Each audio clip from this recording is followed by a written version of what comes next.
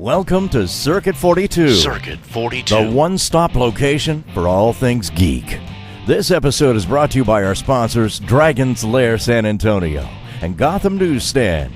Sit back, relax, and most importantly, enjoy another episode of Circuit 42. Circuit 42. Hello, everybody, and welcome to the newest episode of Pass the Popcorn. I am your host, Ian, and I am here with special guest, Gordon Smuder, the creator of Transylvania Television and the newest series, Vermin. Hello, everyone. Hello, Gordon, man whose Facebook image has Scooby-Doo for reasons I do not understand. I'm a big Hanna-Barbera fan, so that's one of the things that I just do.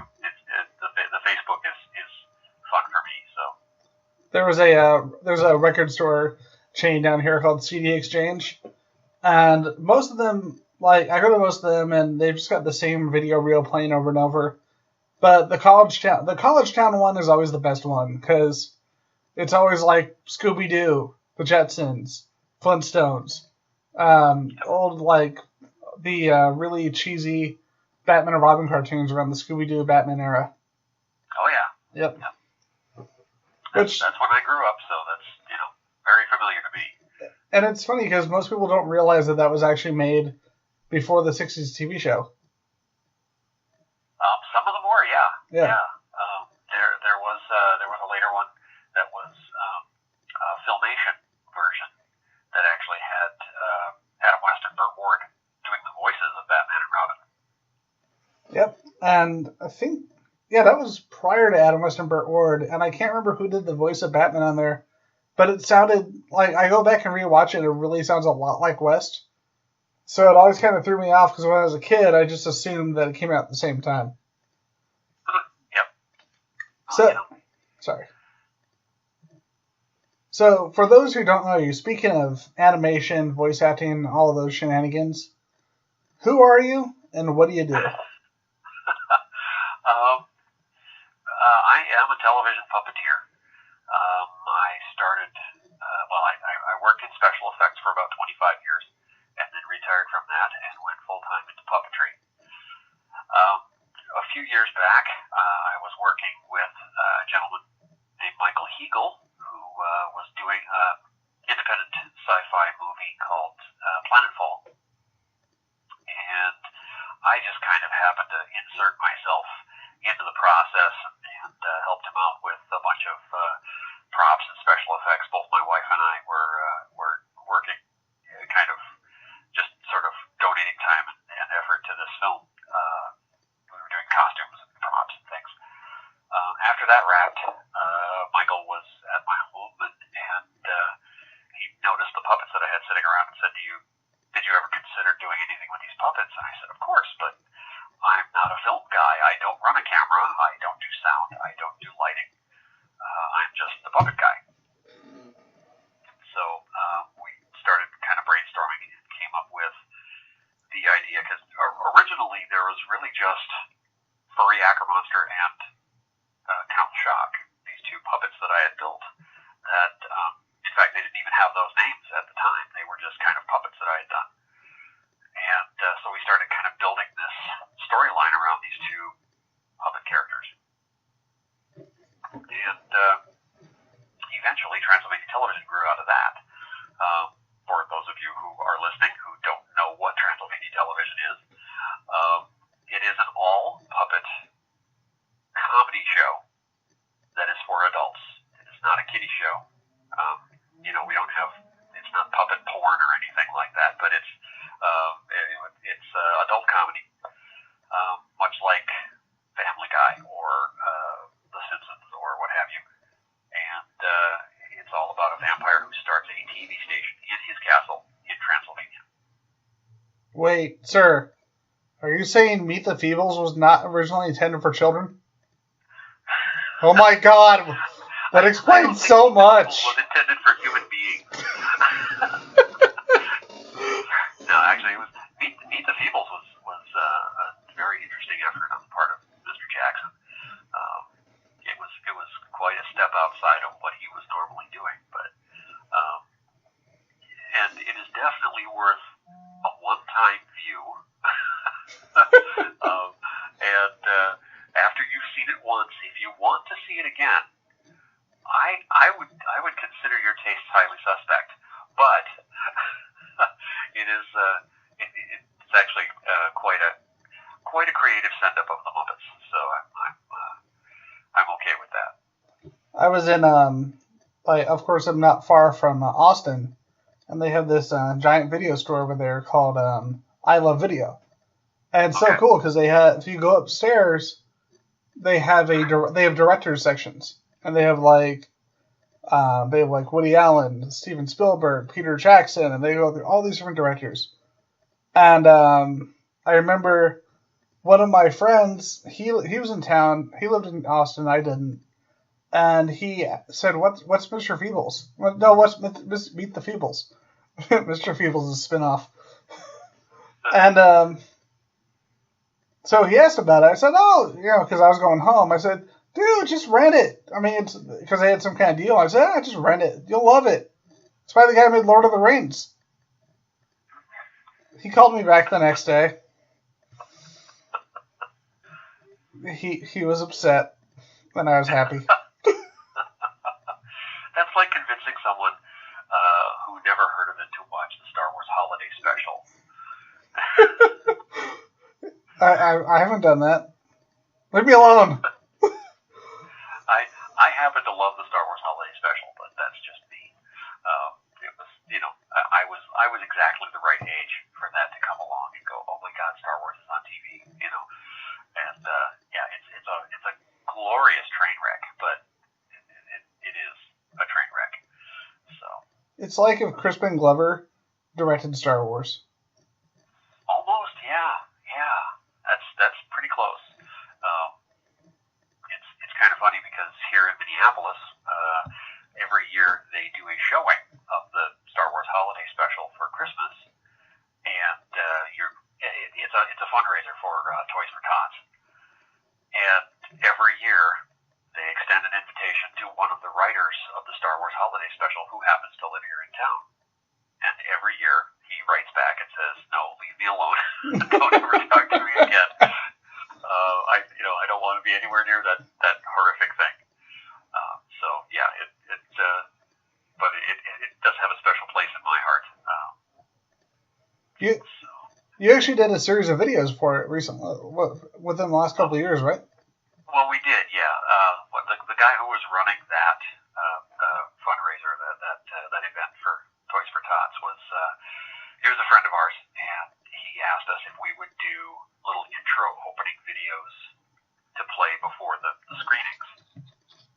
And so we used the characters from Transylvania Television to do these little 4 or 5 minute openers that were just essentially like a little quiz.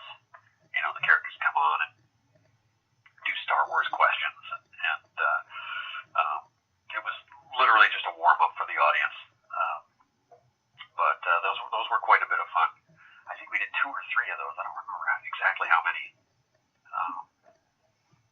But really enjoyed doing those. For me, the best part. Sorry. Especially since it just the holiday special is so ripe to make fun of. So it worked out well for us. For me, the best part is still Count Shock trying to read cue cards. Yes, and he does not Sean Hannity. Who's the other guy? Bill O'Reilly. Bill O'Reilly. He does a Bill O'Reilly in there. Yeah. That was kind of fun. I sincerely enjoy the quiz portion. Also, the fact that at one point I think we do mention the fact that Chewbacca's wife is played by a man and Chewbacca's son is played by a woman. See, that was ahead of its time, man. Yes. Then again, it was the 70s, so they probably actually thought they were furry creatures. Don't do cocaine, kids. It's no good. You'll make the Star Wars Holiday Special. Well, I'm a big Saturday morning fan, of course. So just the trivia fact that Chewbacca's son played by Patty Maloney, who was one of the Croft people. I mean, she was in many Croft television shows, Sid and Marty Croft. Yeah. On Saturday morning, she played Honk on Far Out Space Nuts. And then in the mid to late 70s, when the Crofts actually had their own theme park in Atlanta, she had her own stage show there. She was one of the people who went down to Atlanta and actually did her own kind of stage performance show. So it was she holds a place dear in my heart because of her Croft connection. See, I'm that lame kid. I never got to watch Sid and Marty Krofft. The only ones I caught in reruns were the Banana Splits, and I realized how unfortunate I was for that. That everything I hear about Sid and Marty Krofft just sounds so much better. Well, the Banana Splits were the beginning, more or less, of Sid and Marty Krofft on television. What their involvement there was simply making those costumes. The Hanna-Barbera was actually the owners of the Banana Splits property, and they used it as a wraparound for cartoon shows. The folks at, I believe it was NBC, saw the reaction that these costumes were getting, doing this TV show, and they went to Sid and Marty and said, "Hey guys, we're just going to offer you, do a show. We're going to give you money, and you can make a show with the big costume thing." And so they created HR Buff and stuff. I remember, one of my friends I showed it to, and they just basically the first question was, "Why are you showing this to me?" And then their second question is, "Why are you showing this to me?" And then I had them watch the little live action show segments between them, and I said, "Do you recognize the name of the director?" And it was Richard Donner. Like Superman, The Omen, Richard Donner. And can we say that we would not have had Superman the movie if it wasn't for the Banana Splits? You bet. That should be a quote. Should put it on the internet right there. See what happens. Yeah, there's a lot of those guys who got their start in children's programming. Michael Keaton worked on the Mr. Rogers show. Really? Yeah, he wasn't on screen, but he was like a PA on Mr. Rogers. That's freaking crazy. I want to say the first time I actually heard about your show was I used to be a big fan of Channel Awesome and That Guy with the Glasses a couple years back. Okay. I remember it was about probably 2010, 2011. There was an episode of their podcast they used to do, Transmission Awesome. Okay. And that was actually the first time I had heard about your show. Oh, okay. And then I realized I had actually watched and rewatched the Twilight Zone parody that you guys did. I just didn't know who it was by. But yeah, that was when we realized we actually needed to start making parodies of shows, because that's kind of one of our MacGuffins in the show, is that they're powering the station using the Frankenstein device, which resurrects old dead TV shows, but leaves them sort of twisted and mangled. So was that always something that you guys wanted to do, were the parodies, or was that just something that came about later? We wanted to do parodies. The big problem with parodies is that they are each unique, and so for every parody we would have to come up with a new set or a new puppet or a new concept. We'd have to write a decent parody of something, and so they ended up being a lot more work than we ever expected. And so the character stuff that we were doing with the guys, the monsters, ended up being a lot easier to do and a lot faster. So we ended up it came down to almost being kind of a version of The Office with monsters for a while. We're actually going to be working on some new episodes, and hopefully we'll bust out of that. Hopefully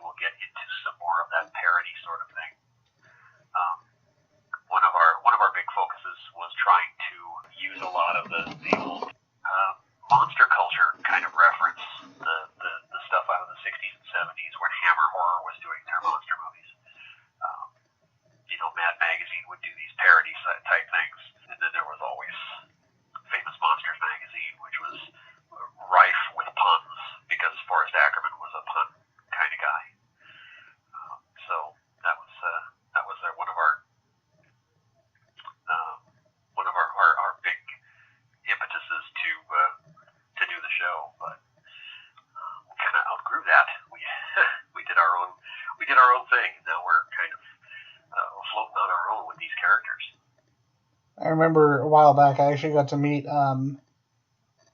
Basil. Is it Basil Gogos, the artist for? Yeah, I got to meet him last year, and it was possibly one of the coolest experiences I've had because, I think my friend Tony, comic book artist named Tony Parker, who not the basketball player, I'm taller than the basketball player actually. I think he may have had a better experience because he got placed between Basil Gogos and George Perez at Comic-Con. Okay. But well, George Perez is a great guy for a convention. Oh yeah, that guy, he is so freaking nice. And Basil and his wife are the same way. But they're both very. I don't want to say that they're very little, but they're a little bit shorter than I am. That's the best way to put it. And they were trying to put up a Frankenstein shirt that they had just made, and they couldn't get up there. And Basil's wife looks over and says, "Oh, this man is very tall. Can you help us?" And I'm just there trying not to geek out as I'm like going behind the table and helping like one of my favorite artists of all time and his wife put up a T-shirt for them to help sell at the convention. That's great. Very cool. Very cool. But yeah, in regards to that, I'm actually a giant fan of like Famous Monsters and horror, Hammer Horror. I had to keep myself from buying like these 8-inch statues for $88 a piece because there are those points as big monster horror fans where common sense has to dictate, and we're like, damn it, common sense, what are you doing? Screw you, common sense. We don't have time for this, throws common sense in blender. Now, one of the things I want to talk about, like compared to any other show on YouTube, you guys have always had extremely high production values. Like, I don't mean for the term web show to be said in a negative connotation, but your show has never looked like a web show. That is partially by design. Because I was working in special effects for so long, I had a lot of contacts in the production community. Eventually, I was able to parlay those connections into working relationships with a lot of people. Our lighting guy, Alan, is just par excellence. He picked up immediately what the puppet characters needed for lighting, as opposed to regular human beings. A lot of his setups just make stuff look amazing. And then, of course, Michael, is a professional director and filmmaker, and our camera guy Troy he teaches filmmaking. Our sound guy Rob he's been he's pretty much a jackknife. He does all kinds of things, but he's got his own sound equipment. He comes in and then of course everyone else, professional actors being puppeteers and professional puppeteers. We've got people working on things like building props and things. Jason is an amazing guy who, if you've seen our Halloween special, the sarcophagus that the Egyptian princess comes out of, that's one of his props. I just kind of gave him some parameters and set him loose, and he made this amazingly cool Egyptian sarcophagus with great big breasts. Well, of course, it's very important. So, it was really important to me at the outset that we had really high production values, just because it needed to look good. Really, let's be honest. Who are we competing against? We're competing against the Muppets. I mean, that's just, visually we're competing against the Muppets. So it's got to look at least that good, or approaching that good. We really laid it out and tried really hard to make sure that everything looked good. Everything was always relatively seamless, and I think we did a fairly good job. People seem to point to that as one of the high points of our show.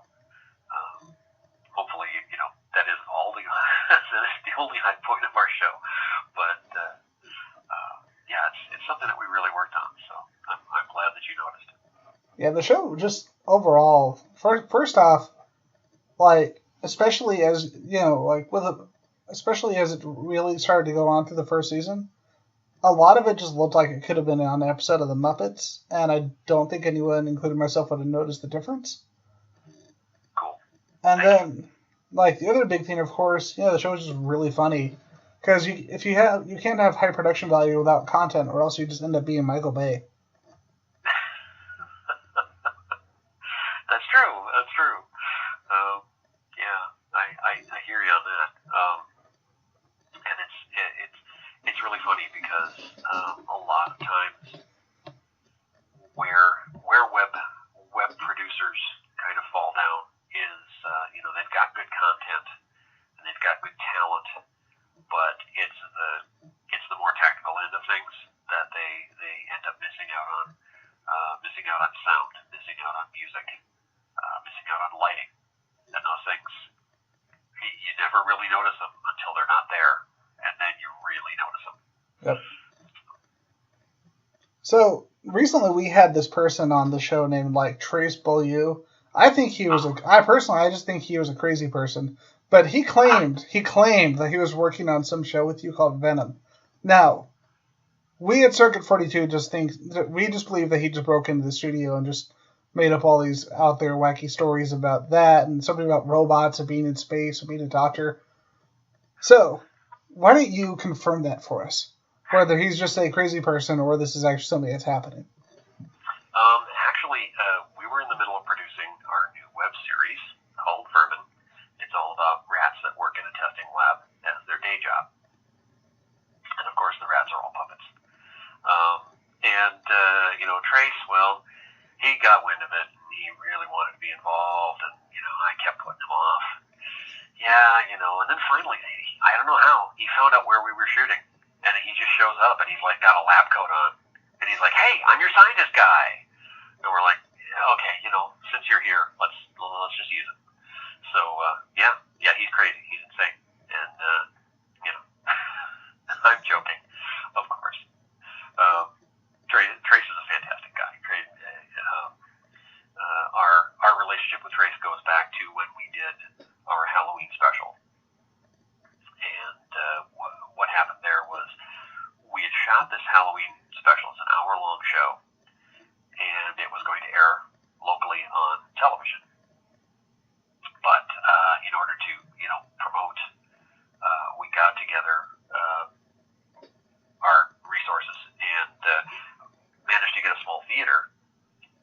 And we showed it 3 times. We showed it to cast and crew and their families.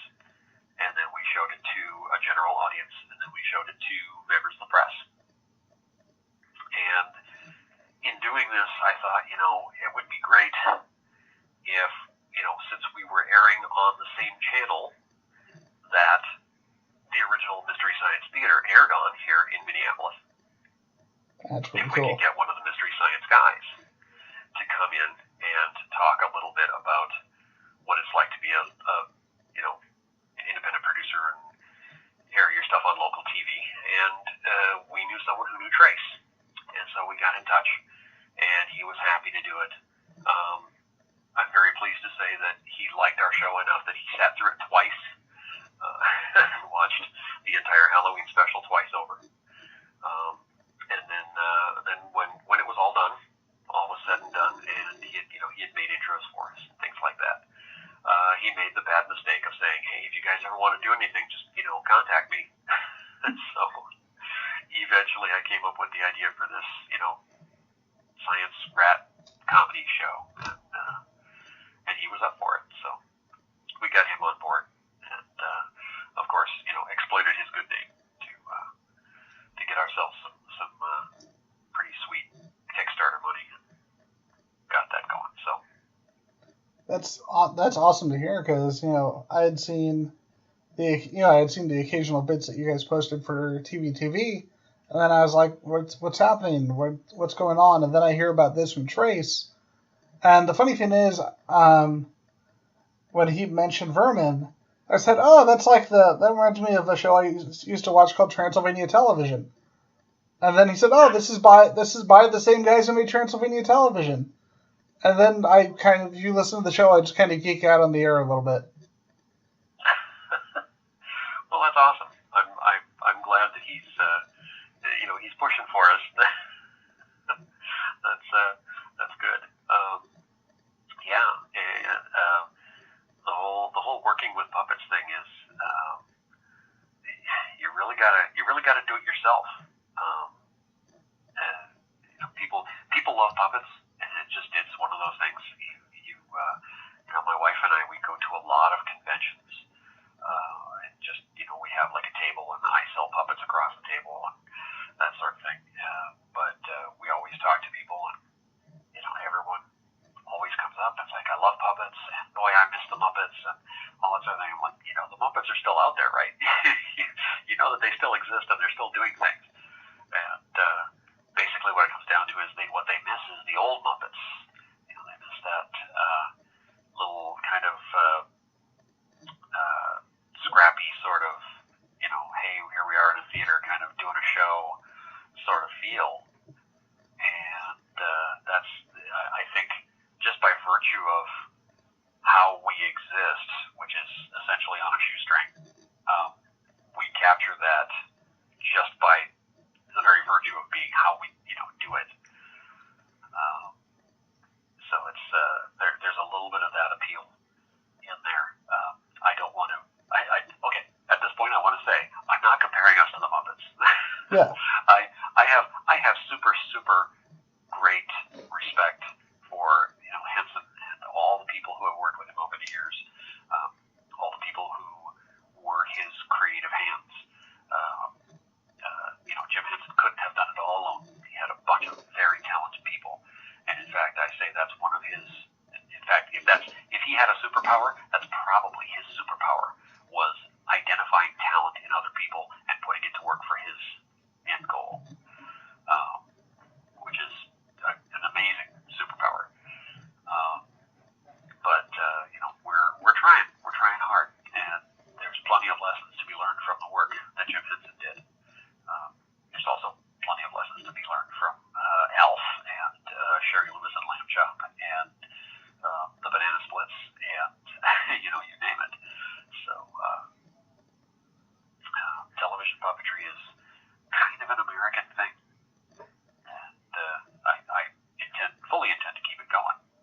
We're actually going to be my show. We're going to be co-hosting a showing of Labyrinth here in town. So that's actually like 2 days from now, and both in memory of Henson and of Bowie, and just the fact that they're keeping this kind of work alive, especially in a time where we're going more and more towards digital. It's nice to see that. Yeah, I'm finding that the production industry is now kind of leveling out on the whole digital thing. If you're watching the new Star Wars movies, oh yeah, they are making far more use of digital as a supporting technique. They are now. You look at the prequels, and so much of the prequels is just completely CG. It's very hard to watch for that and various other reasons.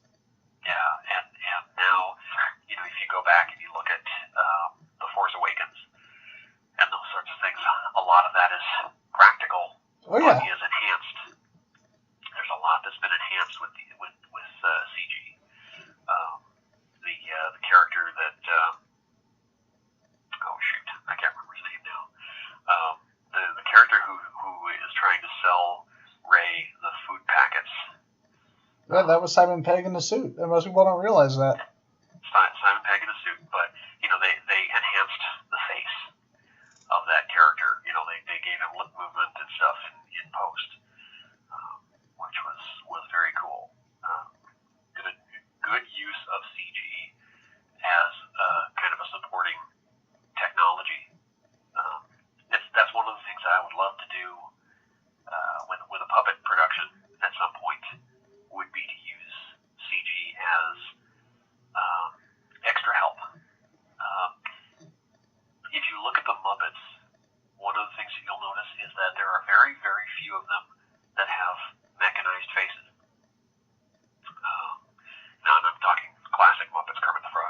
Yeah. those sorts of things, because the emotion you get out of them is coming from the actor, it's coming from the puppeteer.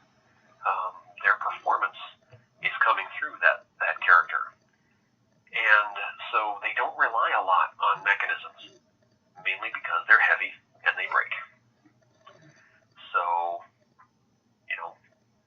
say you wanted something special to happen. Maybe you wanted their pupils to shift as opposed to looking straight ahead all the time.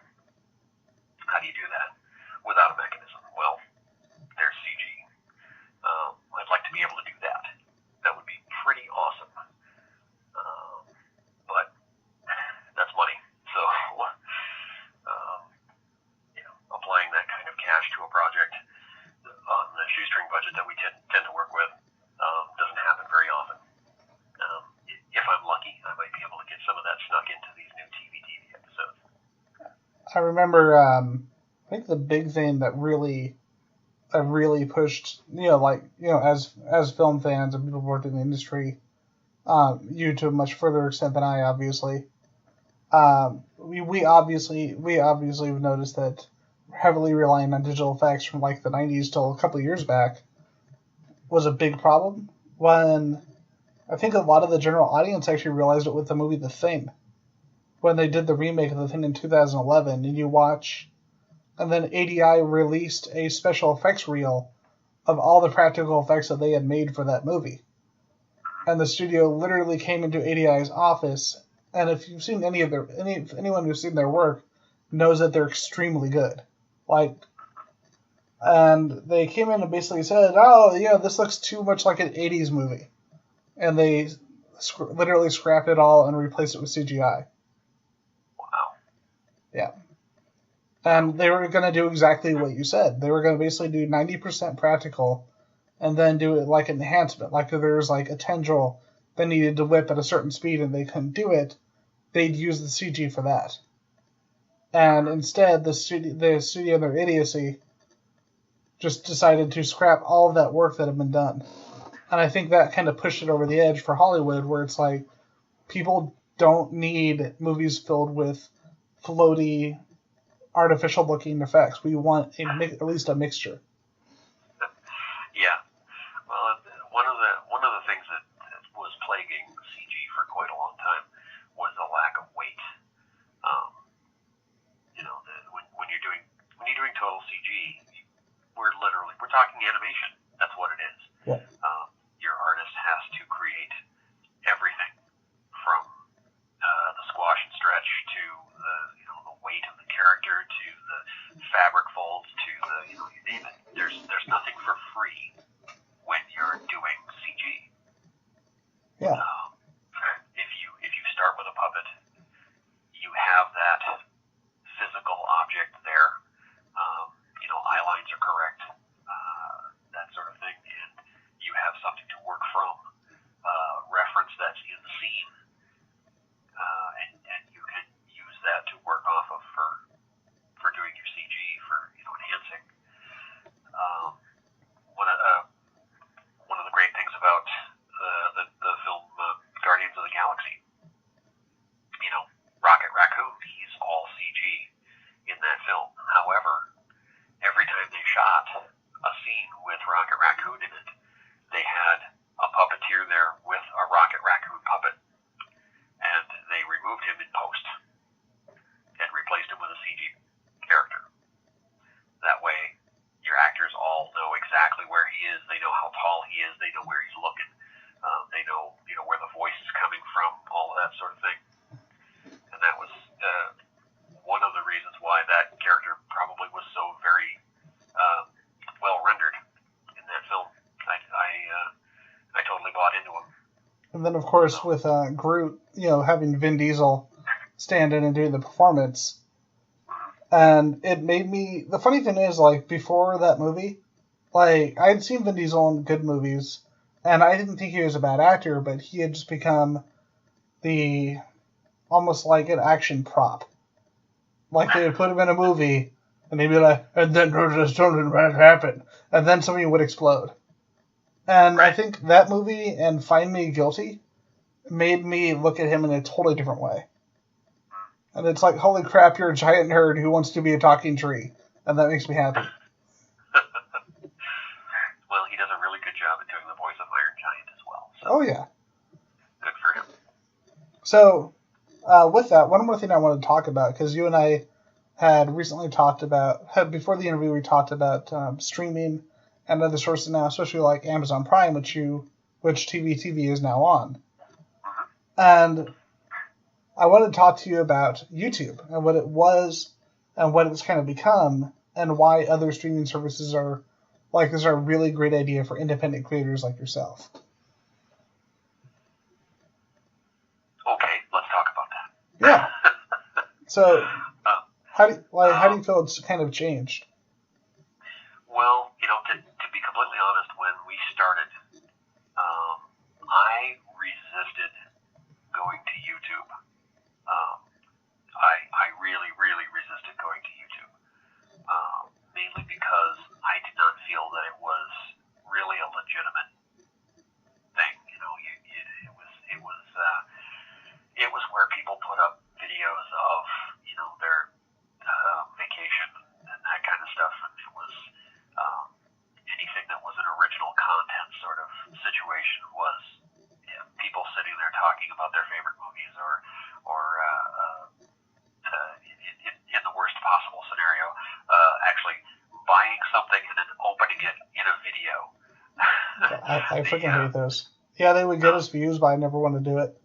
The Disney unwrapping or whatever, that they would do. Oh, yeah. So I really kind of felt that YouTube would cheapen what we were doing. Unfortunately, almost immediately, I realized, at that time, if you wanted to be seen, you better get your ass on YouTube. And that's literally what it came down to. So when we started doing that, right about that same time, Vimeo had started as well. And Vimeo is a superior technological platform, but every time I would ever try and load it, it was such a pig that I couldn't actually watch our own show. So I would have to watch it on YouTube. Eventually, YouTube, it's kind of like YouTube sort of peaked and is now kind of on its way down, just because there is so much content on there. There is so much stuff on YouTube that you literally have to know exactly what you're looking for in order to find it. And I think that's a negative on their part. They don't. I've really been able to look at it and figure out, other than typing in exactly what I'm looking for, is there? I don't even know. Is there a way to search through only puppet shows? Or is there a way to search through only sci-fi entries or fan films or what have you, instead of getting that weird random sort of thing on the sidebar? I don't know. But it exists. It still functions. And we still use it. But I'm sure that in the next few years, probably there will be at least several good alternatives coming along, and hopefully that clears out some of the chaff. I think is what I would want from that. Well, I know, like we were saying, a big part of that now, as far as competition, is Amazon Prime. Like the fact that that you guys have moved to Amazon Prime, and that one of my other favorite YouTube channels, Classic Game Room, has actually moved to Prime as well. So I was wondering, how did that come about, and how does, from a business perspective, how does that experience compare to working on YouTube? To tell you the truth, I don't have a lot of things to tell you there. That's kind of outside of my part in the show. Oh, I didn't know that. I'm sorry. No, that's okay. Maybe one of these times I'll have you talk to Mike Eagle, who's our guru in that respect. just on Amazon Prime. Yep. We're on Roku. We are on Tubi TV. We are on Hoopla at your local public library. And we are in the UK on Film Volt. So we kind of shotgunned, and hopefully we'll be seen by just more people than just Amazon or YouTube. But that's exactly what we mean, though. You know, there's that competition coming now, and it really, for me, it seemed like YouTube started to decline the moment Google bought them. And I'm really hoping that, you know, that the whole idea of competition being healthy, I don't want YouTube to go away. I just want them to realize that there's a lot of competitors out there now, and that they need to step up their game again, or they're going to lose. Sure. Well, our newest contract is with a platform called Sika TV, and they are moving very, very quickly towards original content. They want original content because that's what's happening in these sorts of platforms online. So our next 3 episodes are exclusive to Sika TV for a certain period. I think it's a year, and then it's back to being owned by us completely. And that is the major impetus for us to be doing those episodes. Sika TV is it's kind of it's like a first date. Yeah. Let's just call it that. It's our first date with Sika TV. They want to see how it goes. They want to see how it plays, and they want to see what kind of reaction they get from it. And if that is all positive, then they are talking to us about being a fully funded production through that company. So that would be terrifically awesome. So I encourage all of your listeners to find Sika TV and watch Transylvania Television. We'll do that. Definitely. And like we were saying, the competition is making things better for the viewers. I think a lot of people don't realize that. I certainly hope that's true. Personally, I don't get a lot of time to go, surfing and find new things. I rely quite a bit on my friends telling me, you got to look at this thing because we found this puppet deal and it's very interesting and you should look at it.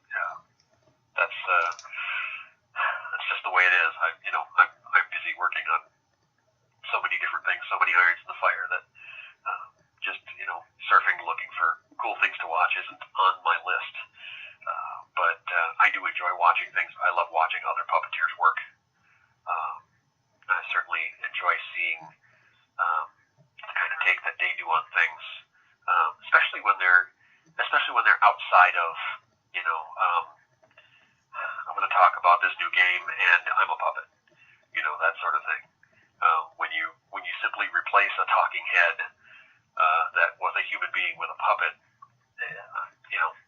that's not showing me anything that's going to inform me. That's not showing me anything that's new to my eyes. So storytelling is something that I'm really interested in with other puppeteers. I want them to tell me a story. Exactly. Now, before we bring the show to a close, was there anything else that you wanted to discuss? Boy, that's a good question. And I guess I should have been prepared for that, but I guess not so much. I tell you what, I'll give your listeners some recommendations.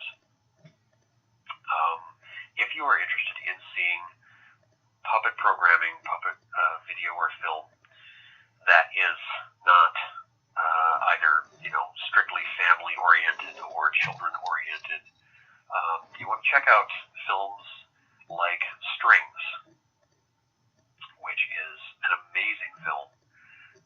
It is all done with marionettes, and they live in a marionette universe. It's very Shakespearean in its tone, but the marionettes know that they're marionettes, and they see their strings going up into the sky, and they think, this is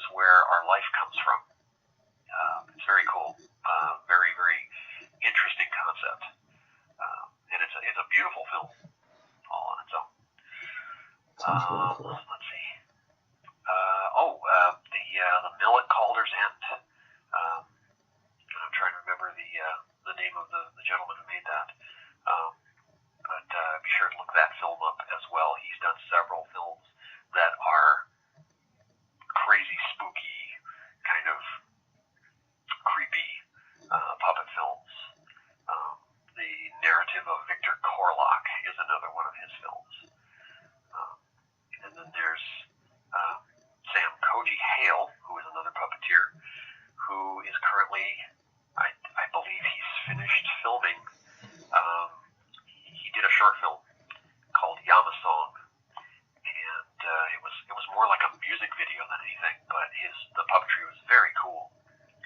And through that short film, he was able to secure funding to do a feature version of his story. And so that's going to be coming along fairly soon. So Yama Song as a motion picture will be coming along pretty soon, featuring voices like George Takei and Whoopi Goldberg and Nathan Fillion doing the voices for the puppets. So that's very cool. It's just, it is really neat to see that something like this is still going, because like if you look on television, you really don't see a lot of it. But like with a lot of really more interesting art forms, the more you dig, the more work you do, the more interesting things you're going to find. And if your listeners are into live theater, you're going to find War Horse, where the horse is actually a puppet, an amazing puppet. Everyone knows Avenue Q, which is certainly not for children, but still has a very Henson-esque sort of feel to it. The Lion King on Broadway, the entire show is operated with puppets. So, that's just three. I mean, there are other properties out there that are still going that are puppet-based musical type theater. So, things to look for. Definitely. Now, if people are trying to find your work on TV and Vermin, where can we? We've already got an idea of it, but just to reiterate, where can we find your work? And where can we find you on this wonderful place called the Internet? Well, you can find our half-hour episodes on Roku, on Amazon Prime, on Tubi TV, Tubi TV, and Hoopla at your local library. If you want to find us on the web, we have a Facebook page for both properties, both Vermin and Transylvania Television. We have websites for both properties. So one is Transylvania-TV.com, and the other one is verminshow.com, all one word. I think we have Twitter accounts, but I don't think we ever use them. Twitter's busy with the president-elect right now, so we don't have to worry about that. Yeah, I think he is basically taking over Twitter. It's kind of depressing. Yep. So that'll be it's now not an entertainment thing. It's now a political thing. So I stay away from that. Yeah, I'm only on there when I have to be. Yeah. All right. So with that, let's forget about the president-elect, because no one wants to hear about him. He makes people sad. He'll force his way into our consciousness no matter what, so let's just not talk about him. Silly pumpkin. You can't be a president. So, with that, we bring the newest episode of Circuit 42 and Pass the Popcorn to a close. I am your host, Ian McIntosh, and I am here with my special guest, Gordon Smuder. Wishing you all a wonderful night. Thank you again, Gordon, for coming on the show. It's been absolutely awesome. And I know I don't tend to geek out on the show, but you are someone that I never thought I would have had on here. So this is absolutely fantastic. Well, thank you. I certainly appreciate that.